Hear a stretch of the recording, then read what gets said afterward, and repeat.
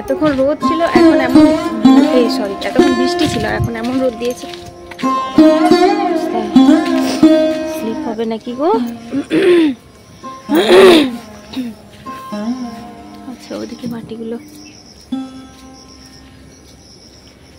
তো দেখো, এইদিকে মাটিগুলো সব ফেলা হচ্ছে। এই যে সমান করে এগুলো তো সব ফেলা।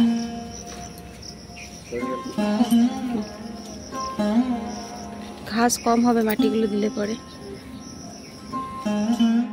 ওটাই।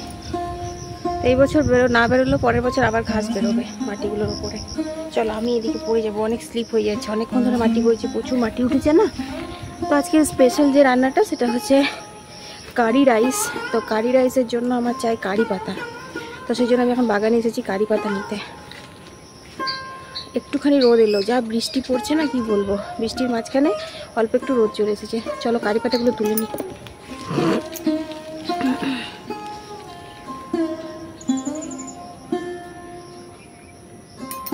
মশা,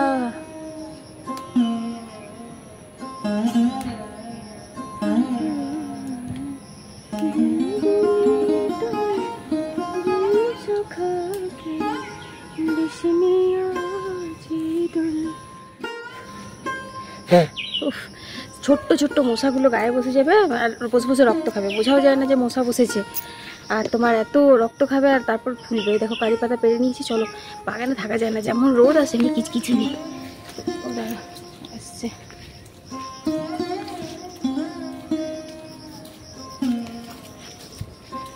স্লিপ হয়ে গেছি গোটায় কাদাতে কাদাতে। চলো ঘুগনিটা নামিয়ে কারি রাইসটা করবো। দারুণ লাগে খেতে, কিন্তু আজকে আমার মঙ্গলবার। আগের বছরও মঙ্গলবার দিক করেই করেছিলাম, মানে আমি খাইনি, গুলো বলেছি ভালো লেগেছে খেতে। একটু রোদ দিলে পরে শুকিয়ে যাবে কাপড় জামা। তো রান্নাবান্না তো সব কমপ্লিট, এটাও হয়ে গেছে, যে ফুটছে। চলো অফ করে দিই। আর এগুলো ভালো করে ধুয়ে নিতে হবে আগে। তো কারি পাতাগুলো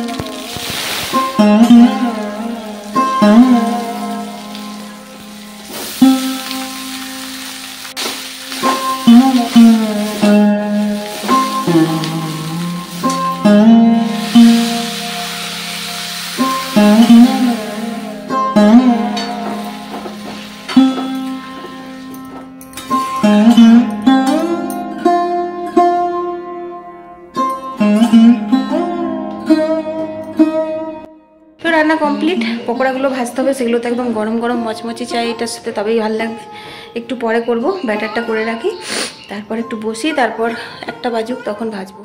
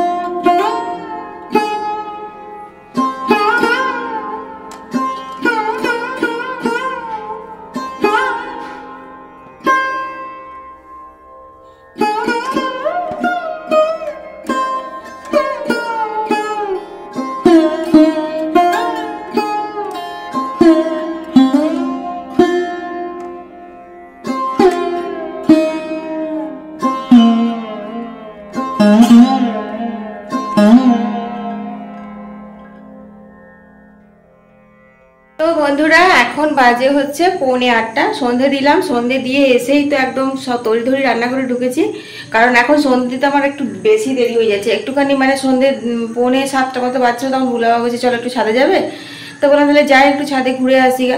তো একটুখানি ঘুরে এলাম, তো 7:10 বেজে গেল সন্ধে দিতে। এবার সন্ধে দিয়ে 7:30 তো বাজবেই। সন্ধে দেওয়ার পর আমার অনেক মানে সন্ধেটা আমার বেশিক্ষণ লাগে আর কি সন্ধে দিতে, ঠাকুর নাম করতে। 7:30 বেজে গেল, মামি খেতে দাও খেতে দাও খেতে দাও, ওকে দিলাম, বাবা, তারপরে বুগলার বাবাকে দিলাম, এদিকে মাকে দিলাম, সবাইকে দেওয়া হয়ে গেছে। এখন 7:45 বাজে। এবার চলো আমি এখন খেয়ে নেবো।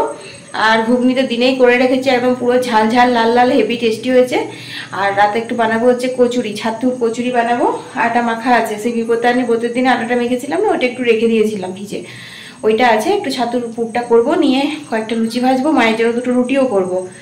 এইগুলো আছে, এখন অনেক কাজ আছে আমার। তো চলো এখন ফ্যানের হাওয়ায় বসে বসে আগে চাটা তৃপ্তি করে খাই। তো শুধু চা নয়, আর কি নিয়েছি চলো দেখো।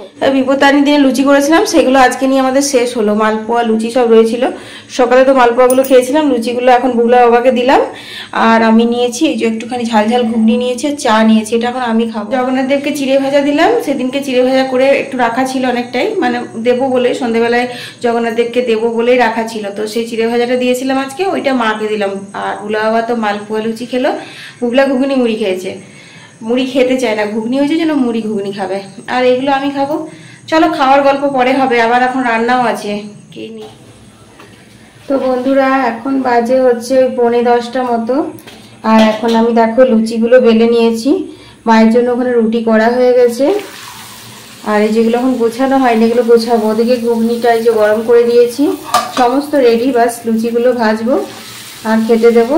আর দুধটা গরম করতে হবে, ব্যাস তাহলে হয়ে যাবে। তো ভেবেছিলাম আজকে তোমার কচুরি করব, বাট আমার ভিডিও এডিট করতে অনেক দেরি হয়ে গেল, তাই আর কচুরির পুরটা ভরলাম না। আসলে আমাদের দেরি হয়নি, মা একটু তাড়াতাড়ি খাবার খায়, তাহলে পরে আমি যদি এখানটা ধরে দাঁড়িয়ে থাকি তো কী করে হবে বলো। তো সেই জন্য আর কি গরম গরম লুচি ঘুগনিও খেতে মন্দ লাগে না গো। বুগলার বাবা আবার ছোলার ডাল আনালো, কাল আবার স্পেশাল ধোকার ডালনা করতে বলেছে। অয়েল ফ্রি ধোকার ডালনা আমার পুরো ভাইরাল হয়ে গেছে বুঝলে। তবে কাল আর অয়েল ফ্রি করবো না, কালকে অয়েল দিয়েই করব। না একবার চেষ্টা করে দেখলেও হয়। আমি অয়েল ফ্রি ধোকার ডালনাটা মসুর ডালেই করেছি, তোমার ছোলার ডালে কখনো করিনি, হবে কিনা জানি না, দেখতে হবে হয় কিনা। পাতলা পাতলা করে বেলেছি বুঝলে, পাতলা পাতলা করে বেললে না লুচিগুলো এত সুন্দর হয়, মানে মচমচ করে একদম, খেতে ভালো লাগে খুব। আর হাঁড়ি টাড়ি আর লাগালাম না, থালার মধ্যে রেখে দিলাম। আমাদের মা ছেলের হয়ে যাবে আজকে এগুলোতেই। বুগলার বাবা তো সন্ধ্যাতে ওইগুলো খেয়েছে, আর এখন খাবে না, ও ভাত খাবে। মা তো রুটি খাবে বললো, দুটো খাইতে খাবে, তারপর রুটি খাবে।